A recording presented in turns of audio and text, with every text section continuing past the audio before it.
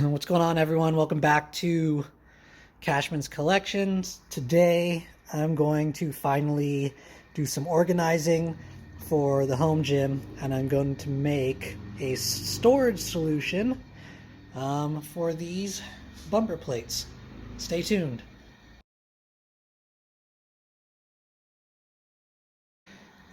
Some of the materials I'll be using: I got this pre-cut lumber from Home Depot.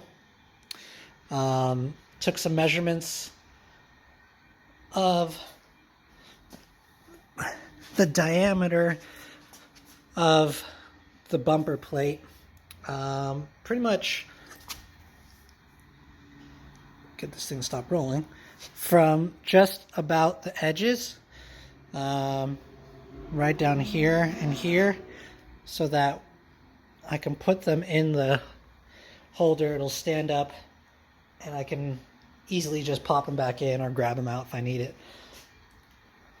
Also going to put some wheels on there just because I have limited amount of space, and I got to keep the weights tucked away, so when I need to pull them out I can roll my whole stack of weights out as opposed to having to walk over one by one and pull them over. Saves a lot of time and effort. So basic frame, and then centerpieces, just to keep everything in line, will be these smaller cuts that will run along the insides, which will act as the dividers for the weights. Should be pretty simple. We'll need a miter saw, a drill, maybe some drill bits to pre-drill, but we'll see how it turns out. So for a better visual representation, this is how they're going to sit within the casing. Then I'll have little dividers based on the width of each plate. So now I just got to figure out how much I want to space out, and if I want to leave room for future bumper plates, because I may invest in another set of 45s, but we'll see. Okay, from outside edge to outside edge is 17 inches, so the center cuts need to be 14. I've got everything marked out on where the center divides should go, and make those cuts.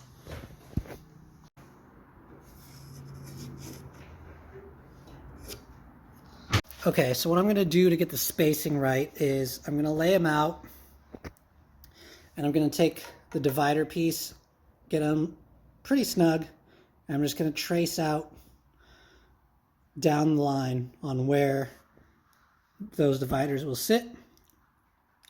Of course, I'll make sure everything's squared up, and then that way, when I cut this piece down to size, I'll know exactly where they need to be affixed. So that's what I'm going to do.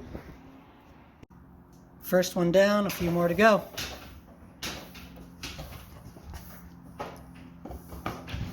Line this back up, make sure it's on the mark.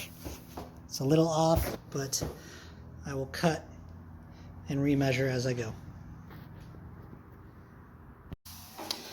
So I made a slight error with my math, and I didn't make enough room for the 245s, which is fine, because they both fit into that space perfectly. But this is how it's going to go.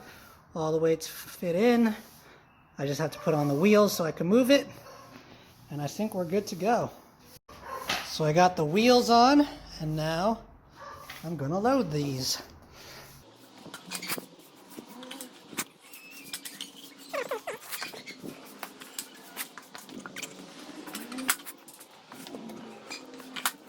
This might be challenging to do with one hand.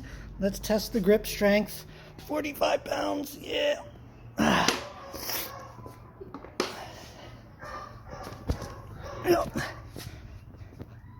Oh, shit, slipping. All right, there we go. And let's see how, I don't know the total poundage, but let's see how. Moves fairly easy. All right, there we go. Bumper weight storage. Shout out to my pregnant wife who cut some of this stuff and has helped cleaning up after my mess.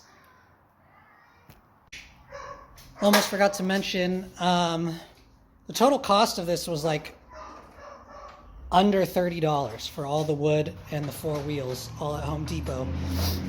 So, you know, not the prettiest thing, but no need to go and spend $109 for a steel one that you can buy on like Rogue or Eleiko or some other website like that, when you can just make a cheap DIY version that does the trick.